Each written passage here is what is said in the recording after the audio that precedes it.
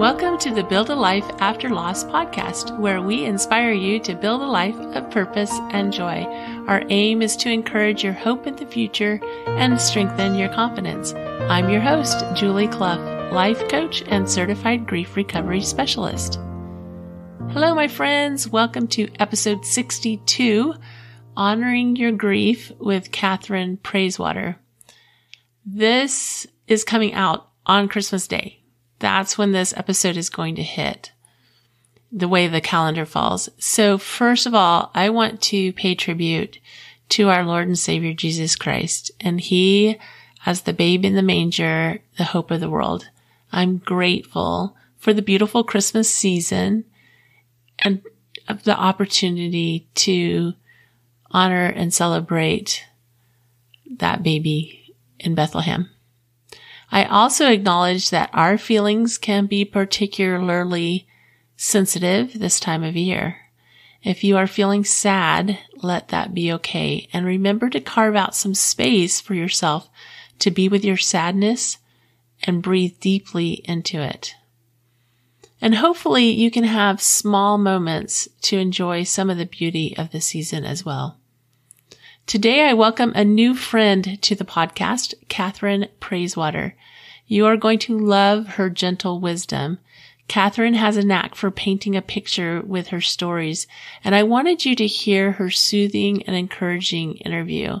We just recorded this a few days ago, but it seemed right to release it this week on Christmas week because, like I said, she has just such a gentle way about her. And I thought this would be the perfect episode for Christmas week. Catherine Praiswater is philosophical, but also sentimental. She was raised in a close-knit family with several siblings, and you're going to hear about some of her experiences growing up in the interview. Life was spent in the outdoors, camping, hiking, backpacking, traveling, fishing, and singing songs around the campfire. Oftentimes, she and her family were the only ones in the wilderness except for the wildlife. Her parents told stories and taught the children about life from these stories. As a result, Catherine enjoys telling stories and writing about her experiences in a reflective manner. She has taught in primary education for many years, as well as being a moderator for middle school student council.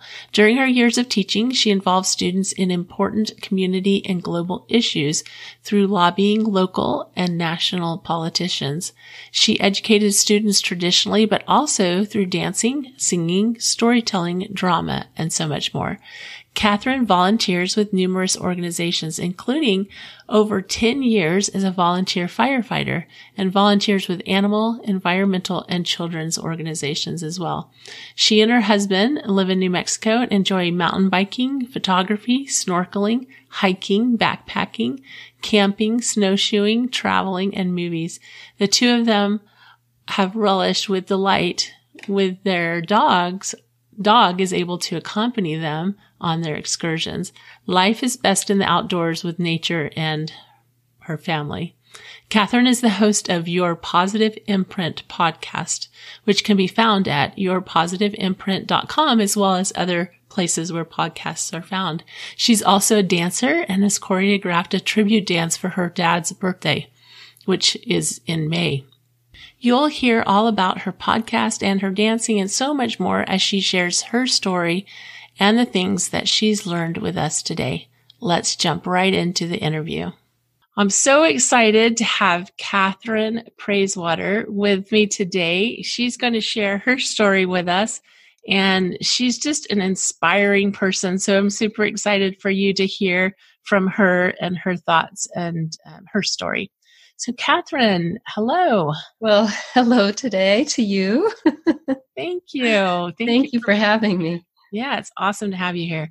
So tell us a little bit about your story. You've had a fairly recent loss, and so tell us a little bit about, what life was like before and what happened. Well, I think what you're referring to with regard to my recent loss is my dad. And I think that, when we look at our life and we look at our past, no matter what age we are, we could be, well, of course, not 2 years old, but when even when you're young or middle-aged or older, when you lose somebody, you can always look back, at least for me, you can always look back on some sort of absolute fabulous memory that you have of that person, which kind of helps you with some things, which is what's helping me today, because I don't want to be sitting here boo-hooing on the podcast. So I have pictures of my dad strung here. So, but so my dad, my parents are just the absolute most wonderful people in this world. And I know everybody says that about their parents, or most people say that about their parents. And so I'm happy to be one of those that can say that. And life is just wouldn't be the same without the upbringing that I had. And so my dad is close with every single one of us. I have 4 siblings and a slew of nieces and nephews, which would be his grandkids and great grandkids for him. And the loss was overwhelming because my life is centered around my husband and, of course, my pets and my family. So what happened is December 2017, it was Christmas, it was December 22nd, and we have a pretty large family. And, of course, with having a large family, people are traveling in different spots at different times during Christmas. So we'll celebrate Christmas during 2017. We were celebrating it on the 22nd and then again on the 24th and, of course, on the 25th so that we could accommodate all of the nieces and nephews coming in and out. Anyway, so the 22nd, we're having Christmas dinner at my house. And we have, I think there's 15 or 16 family members, if not more. And we were enjoying the new grandnephew, which for my dad, great grandson. And suddenly he just said, he was talking to my mother, I think I want to go home. And Dad never, ever, ever says he wants to go home. He knows that people are enjoying each other and he just kind of goes with the flow regardless of how tired he is. He may just take a nap. So we thought nothing of it, of course, except that he was tired. So we took him out to get into the truck and he had trouble walking. But aside from that, there was nothing to indicate that he was going to go. And we had him in his walker and we were wheeling him out and we're putting him into the truck. And I was on the other side of the truck to help him in. And my husband and my brother were on the passenger side and I'd climbed in on the driver's side. And I told Dad, you've got to move your legs so that you can help us get you in. And so he started moving his legs. And I thought everything was fine. So I got out of the truck. And next thing I know is I hear people saying, or my mother saying, Rosie, my dad's name is Roger. And in French, it's Rosier. But Mom was saying, Rosie, breathe, Rosie, breathe. And that freaked me out. Well, literally within seconds, he stopped breathing.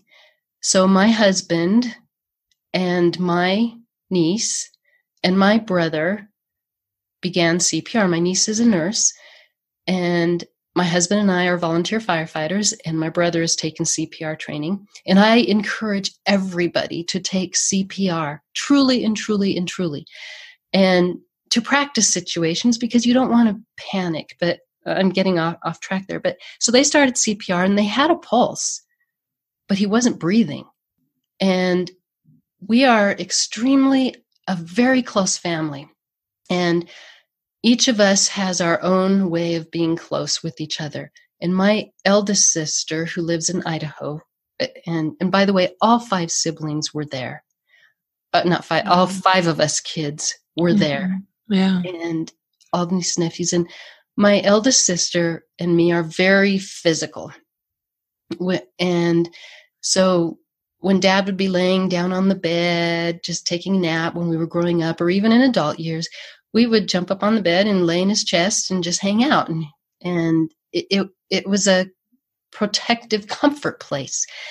And of course, with my husband, that's what I do with my husband. And so my sister and I, we, were rubbing Dad. And when when he did leave us, we put our heads in his chest and talked to him and as if everything was normal.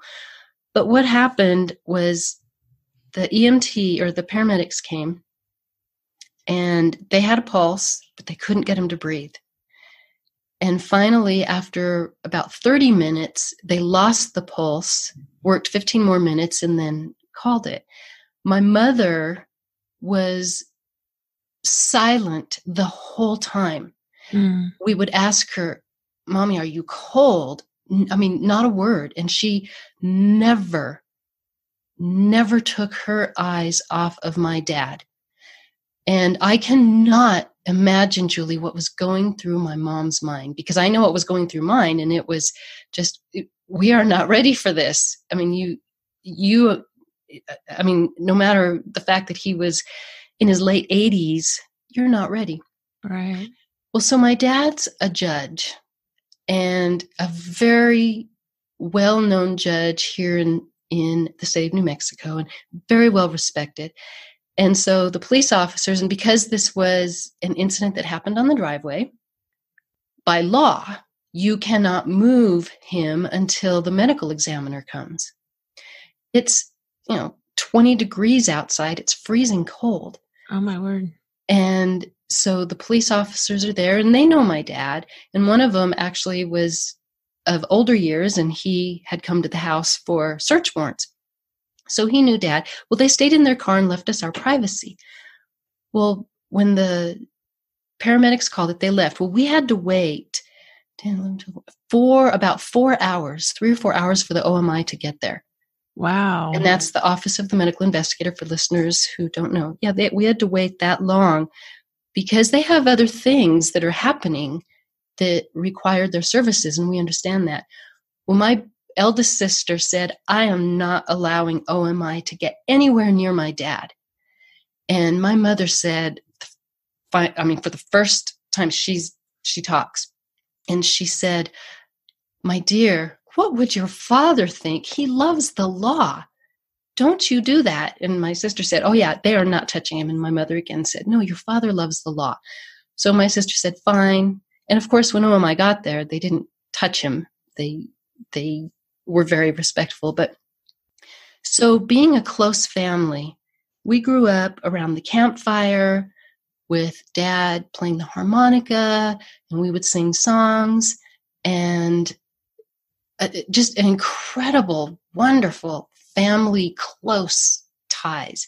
So we started singing the songs that Dad taught us. He was Air Force, and he used to teach us songs that were fun songs, but we didn't understand them until older. And of course, some of them are about mermaids in the water and some other things that are, not really kids songs, but he taught them to us. I mean, that was Dad. And Mom used to say to Dad when we were around the campfire, well, dear, I don't approve of those songs. We're like, oh, Mom, these are great songs. And we continue to sing them our entire life. Well, so we start singing those songs, all 5 of us kids and all of the nieces and all of the grandkids.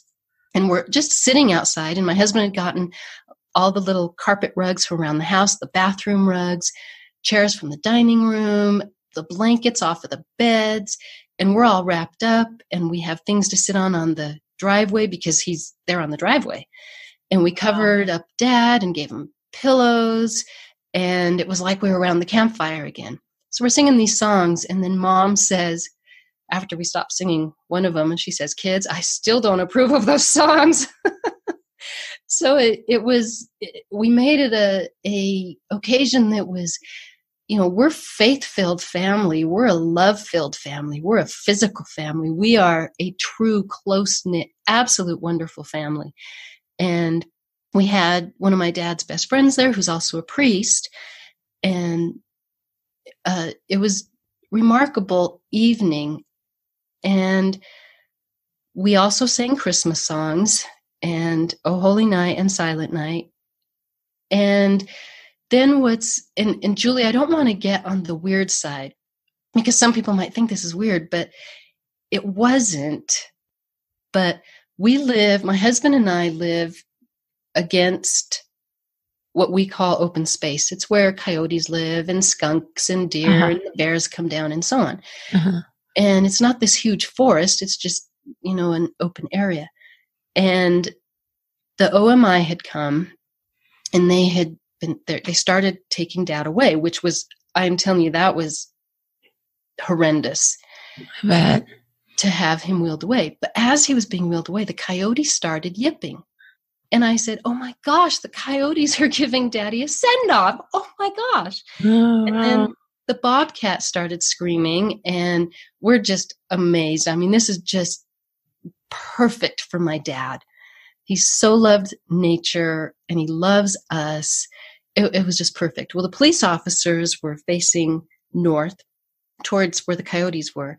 And my mom was facing them, and the rest of us kind of, our peripheral vision was to the north. And this bright light shone, and we just caught the peripheral, but the policemen were, oh my gosh, did you see that light?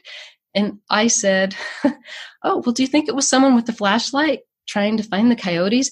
That was not a flashlight. That was just this huge light. I don't know where it was coming from. But we didn't think anything of it until after the funeral, and we started talking about it. And so I think being faith-filled family, you see signs that you really want to be your dad. And we don't know what life is like beyond, but we know that there is something. And we know that Dad's there. And so after the funeral, Mom goes home, and she has this huge, my dad had it made, this huge wedding picture of Mom hanging above their bed.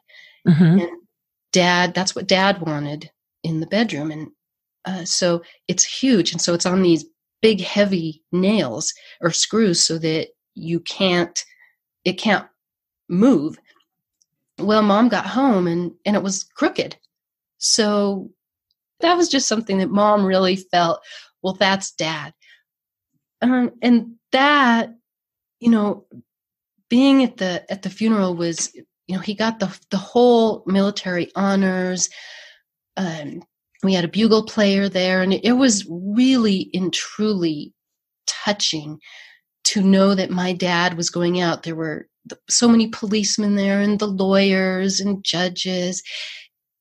So that's what happened that night at Christmas. And as hard as it was that night, when we look back, we think how fabulous it was to be able to not have to be in a hospital room.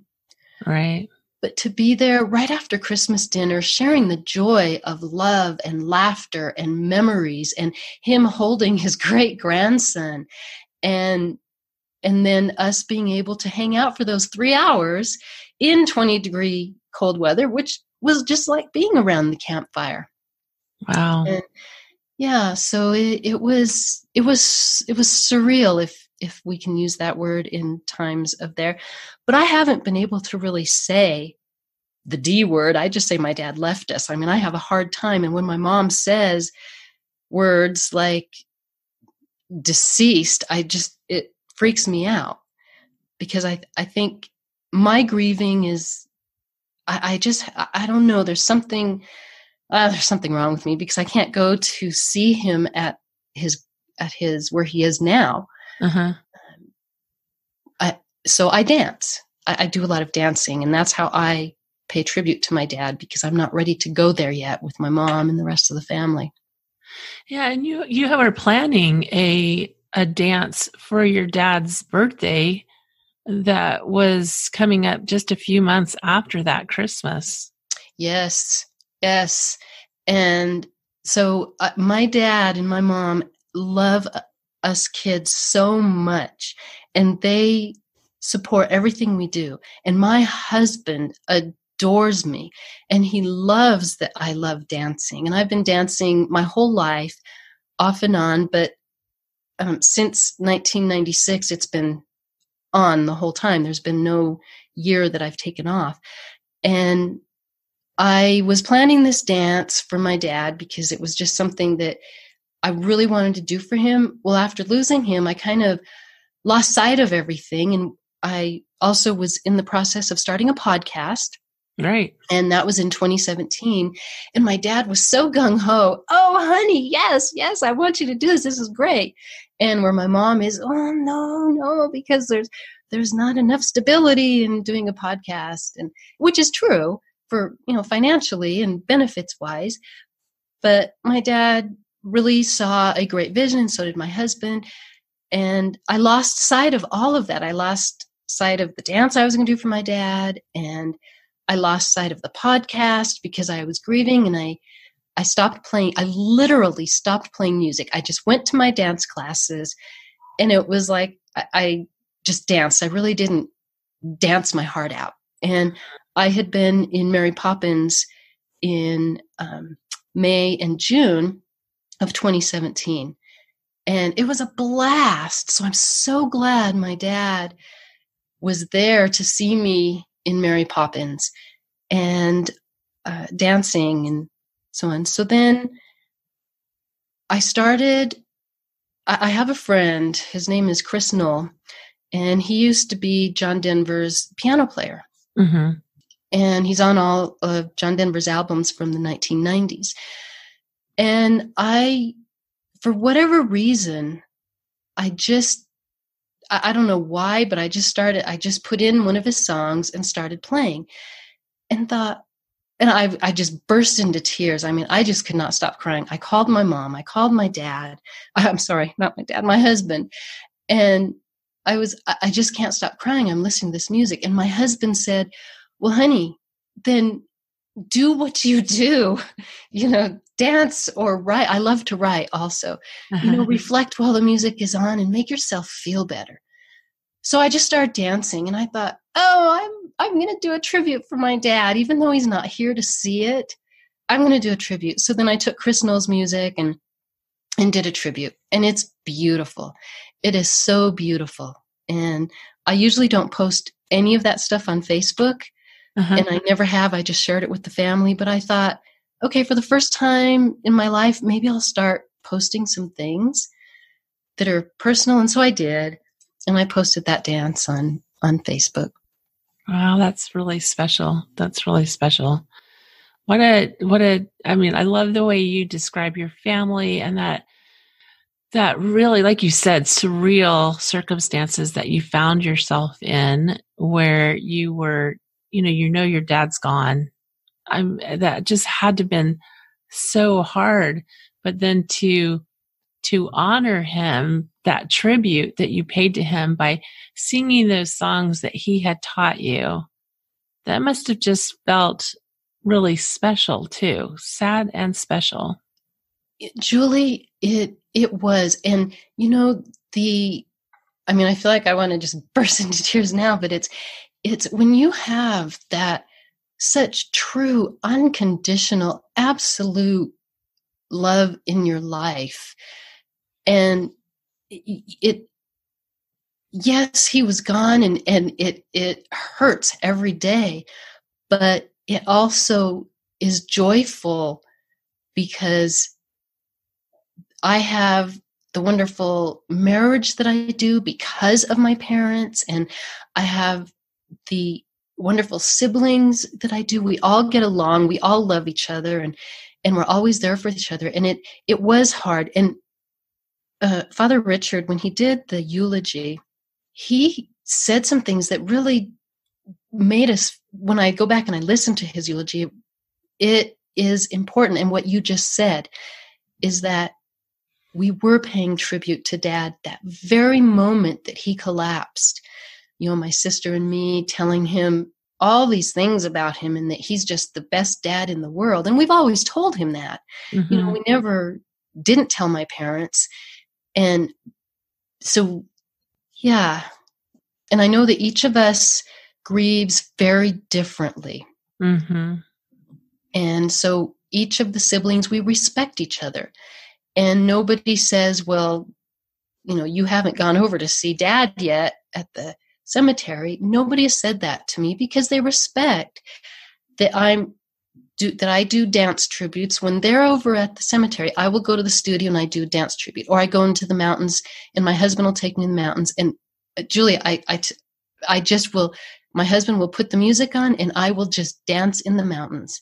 Wow. And that's how I support myself with my reflection, because I'm listening to the music, and it's my expression. It's my self-expression of what's inside through my dance and through my writing. I love to write, and I'm like my dad in that way.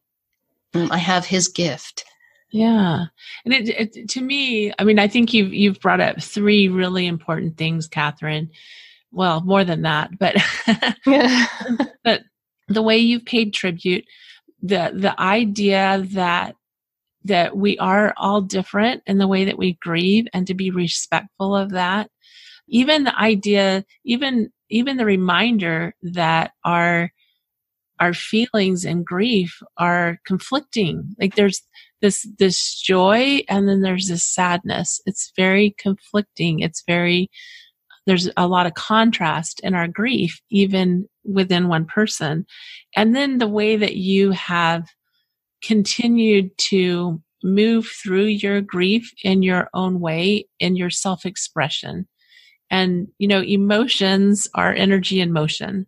And when you're writing, when you're dancing, those are ways of keeping the emotion moving. And that's a beautiful example of doing the things that you love, and having an opportunity to do the things that you love, and also express your gratitude and express your sorrow. I agree.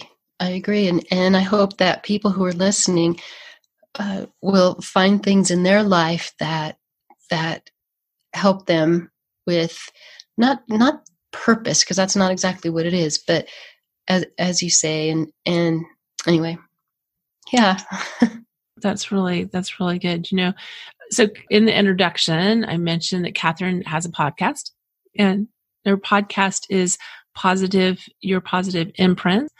And tell us a little bit about that, like how that came to be, and how this experience of losing your father even molded that a little bit. I feel like it has. I could be wrong, but I feel like it has. Oh, very much so. And so I'm a teacher, and I've been in the classroom for many years. And then I was working for the state of New Mexico, the Department of Education, as a consultant in schools as a literacy coach. And it was through a grant. And when the driving got to be so much that I had to leave that job, and I was so sad to leave it.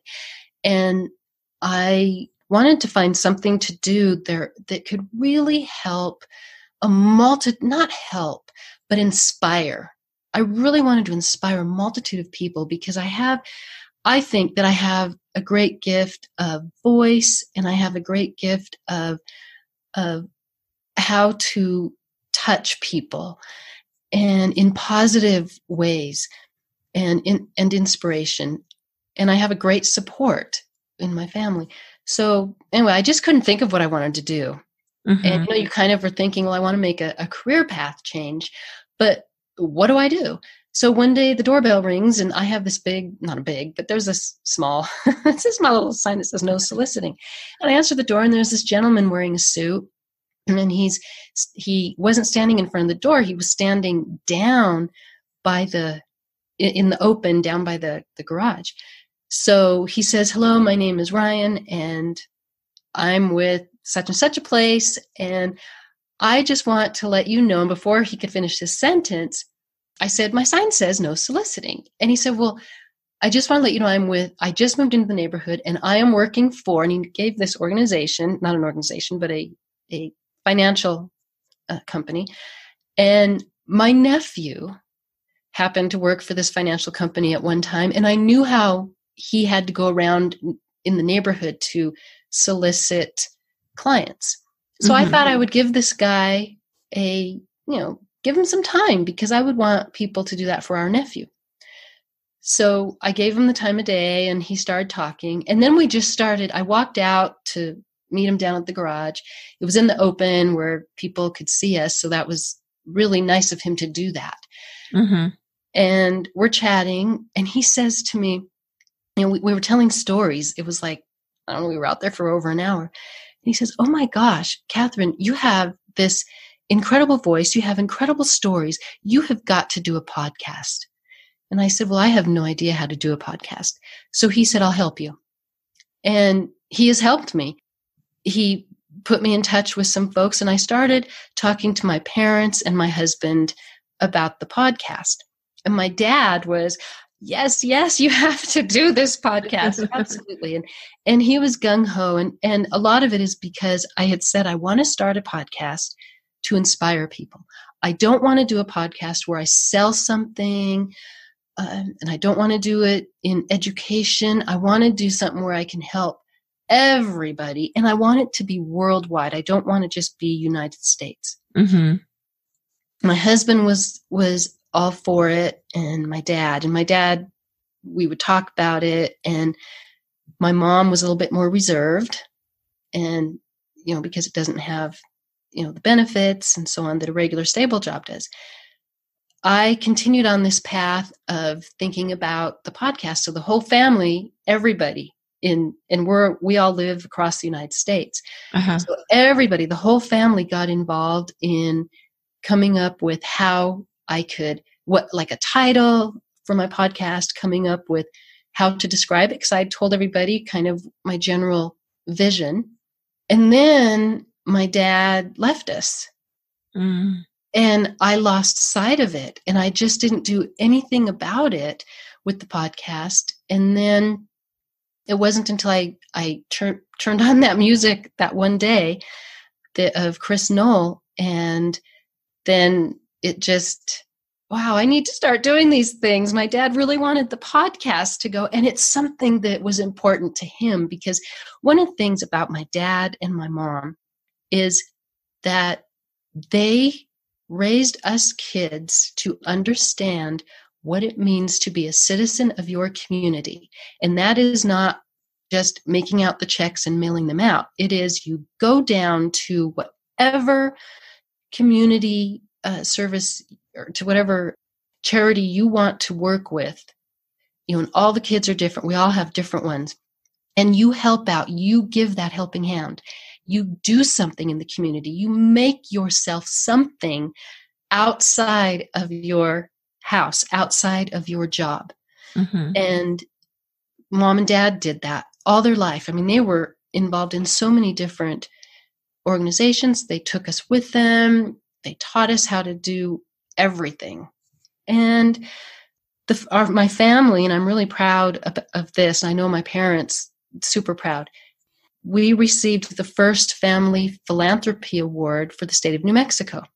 Wow. And and in order to receive that award, 100% of all of the grandkids, kids, and parents had to be involved in organizations in philanthropy of some sort.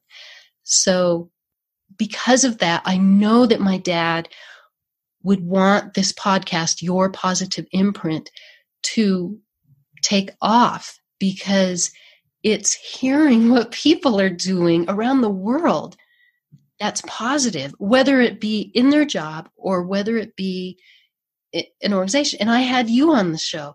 Yes. And it's not, Your Positive Imprint is incredible and inspiring. And people need to hear what people are doing in the world and what people have to offer, because then that in turn inspires them to want to be better people. Yeah. Or to even find their positive imprint. And so I just felt that I had to continue doing this for my dad. But now it's doing it not just for my dad, it's doing it for, a global community. Yes, you've created a global community with your efforts. It's amazing. Congratulations on launching that, on the positive impact that you're having. It's really amazing. So it's a beautiful story, and it's a beautiful transition that you've made over the years of the different ways that you've found to impact your community in the town that you're in. You mentioned that you're a volunteer firefighter. I am.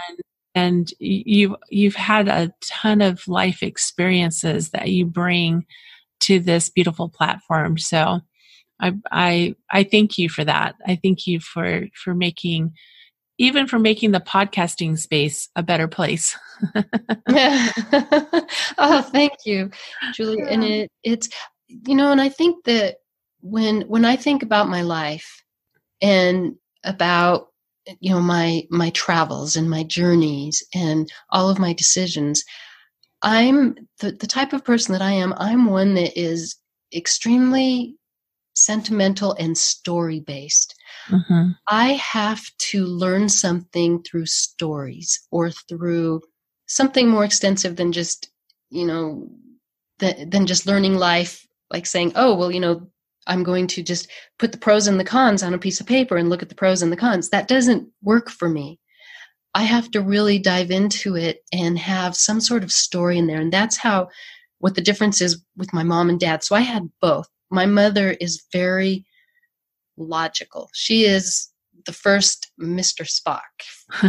I'm a Star Trek fan, and she's the first Spock I ever knew. Very logical. And I married my husband, and he's both. He's so much like my dad, and he's so much like my mom, and I'm that makes just a perfect marriage because I have both. But he's himself. He is truly himself, of course. But my mom being very logical and write it down on pros and cons, and my mom can look at that and say, well, you have this and you have this, so you should choose this. And it's like, but Mom, no, wait a second. And then when my dad would sit me down, he would use stories to help me make decisions. And I always liked the romanticism of the way my dad went about the story. So he would do constellation stories, or he would make up a story about an animal, a wild animal, and bring that into a full circle with teaching that. And then he also used the compass, the north, south, east, and west, to help me with an understanding of life, because he knows that the way I work is through a very long process of reflection. And Mm-hmm. I'm not quick to make decisions. Mm-hmm. And so he found that was a way to help me, because I had a hard time growing up. I had a really hard time in school. Not a hard time at home with the family, but hard time at school because I was very different. Well, our differences make the world go around, don't they? For sure. So tell me what you've learned in your grief. What can you share that has helped you, or that you've come to understand better? What does healing mean to you? What does that look like for you today? I think for me, definitely what my memories hold, what my teachings hold, that is what helps the grief. Also the fact that, I have my mom still. So being able to talk with my mom makes a huge difference, because it's like talking to dad, because they were always one and the same. Mm-hmm. They're my parents. But for me, what I've learned, you definitely fall back on those people that support you. There's a great support in not just family and friends, but there's a great support in strangers. Mm. Because when I started this podcast, I didn't talk about my grief with the strangers, but what I learned was that they had stories to tell that just brought life into me. And that was a wonderful part of my growing through my grief, was talking to these people worldwide and hearing that, you know what, my dad lives throughout this world. His teachings are in so many other people, and I can also bring teachings to them from my dad. And that was a great way for me, and still is, because I feel like I still, I don't want to say that you grieve your entire life, but the loss is there your entire life, no matter what it is, your dog, your cat, your goldfish, the flowers that were, first place and now they died. I mean, your loss is there forever and ever and ever. Mm-hmm. And how you deal with it. And so this podcast is truly, for me, is the greatest healing piece for me, because I'm hearing my dad in their voices. It's great. And the other thing I learned is that when this all happened on December 22nd, mm-hmm. I learned that I'm not the only one in this. I have my mom. She's in this. She was, completely stricken with the loss of her life completely, and my siblings. And so I learned that the fact that we accept each other's grief, that is a huge piece of the puzzle. Is accepting that each of us grieves differently is something that is so important. And I think that has helped each one of us grieve better, stronger, and come out of this with more love, more support. And I think the other thing that I learned after losing him is that physically, you have to really watch your eating and so on. I became so grief-stricken, and I don't eat when I become grief-stricken. I dropped down to like 105 pounds. Mm-hmm. And that's a sickly, I'm 5'5". Mm-hmm. And so that was bad. And so my husband was very worried about me. And so I needed to eat. And I think that's something I learned too, is that you need to pay really close attention to your health. Mm-hmm. All of those things. So paying attention to your health and finding an outlet. But it's not so much, and here's what I think is really important. I think if somebody seeks help I think if they seek it too hard, mm-hmm. they'll be disappointed, mm-hmm. because they're wanting something, but they don't know what it is. And when they think that, and when they work too hard at it, then they find disappointment. I think things just kind of come into your life for reasons, like the music that day. Why on earth did I just decide to put on that music? There was no reason except I'm just going to put on a piece of music. So yeah, and definitely reaching out to people. I'm not saying don't reach out to people, but definitely reaching out to people, reaching out to life coaches like yourself. Uh-huh. I think that makes a huge difference, because it's somebody to talk to. And I think that one of the biggest things that I've learned through all of this is talking about it. Yeah. Yeah. Talking about it is so important. Being patient with ourselves. I loved what you said about taking care of your health. Grief can really change your sleep patterns, your eating patterns. It can really take a toll on us physically.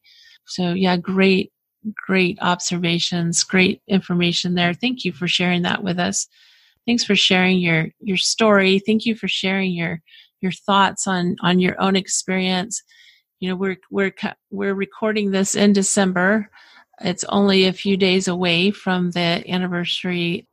And I appreciate you being here to talk about this, because this is how we help each other. Is we do talk about it, and it allows us to feel like there's a community, that there's other people that understand, that have felt the sadness that we have felt, and that have come out on the other end and are doing okay. It's a beautiful story. Your dad sounds like an amazing man. I'm sorry I didn't have an opportunity to meet him, but he sounds like an amazing man. And I appreciate you sharing your story with us and sharing all that happened. And wow, I just really appreciate that. After I was a guest on your show, I had the opportunity to hear you tell your story briefly about losing your father. And I thought, oh my goodness, I've got to have Catherine on to share that story with those that are listening here. So tell us a little bit about where people can connect with you. Where can they find you, Catherine? So the best place is my website, yourpositiveimprint.com. And you can also find me on, of course, any podcast platform, Apple Podcast, iHeartRadio, and so on. And it's Your Positive Imprint.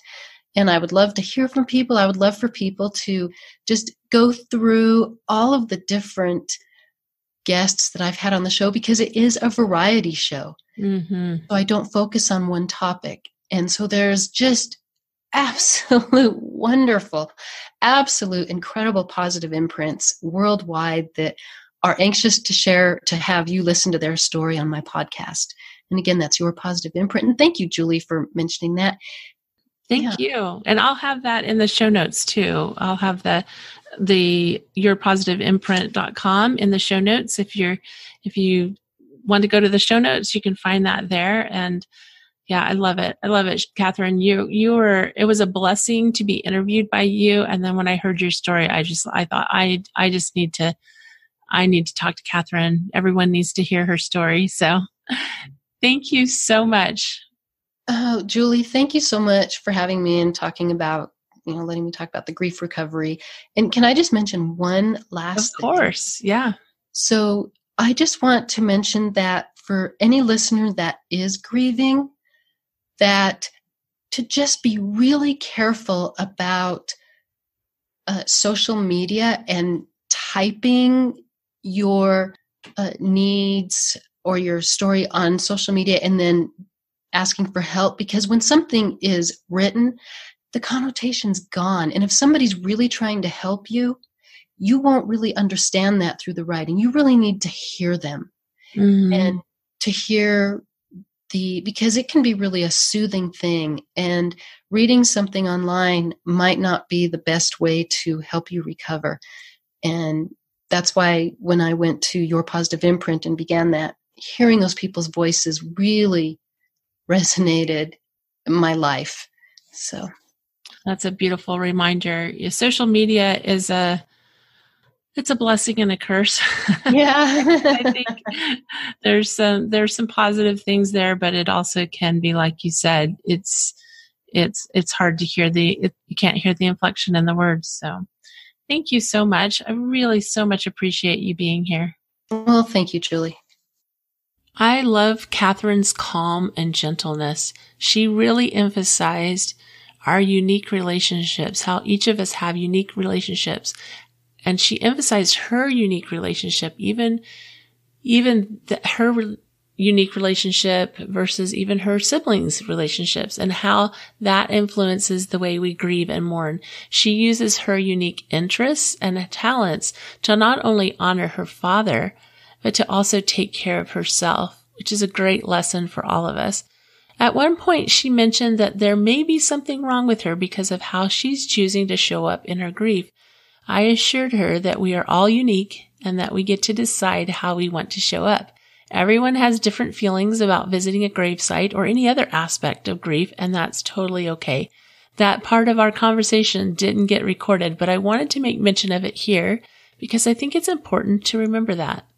I also loved how her faith and love informed her experience and her healing. Thank you again, Catherine, for sharing your wisdom.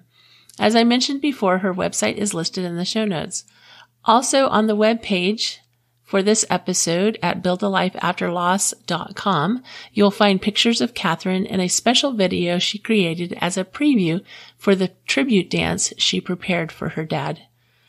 Now's the time to subscribe to the podcast. Make sure that you're subscribed so you get every episode, and leave us a review. I love hearing from you. If you go to the website, buildalifeafterloss.com, you can not only see the pictures with Catherine, but you can also get on our mailing list and be included in our weekly mailings with short little messages that come out every week, as well as a reminder of the episode that comes out each week. As a grief coach, I can help you avoid some of the traps of grief. I can help you with an action plan. I can help you avoid those things that can cause problems for us. And we need to unlearn some things that we've learned about grief just because of the way our society works. And we need to learn the things that are helpful in healing. And I help you to stay on the path of hope and healing. You can schedule your free discovery call today at buildalifeafterloss.com. Just go to the Work with Julie page. and we'll get you all set up there. We'll get you in to do that. Remember, I believe in you. I want you to really remember that this week. I love you. Bye.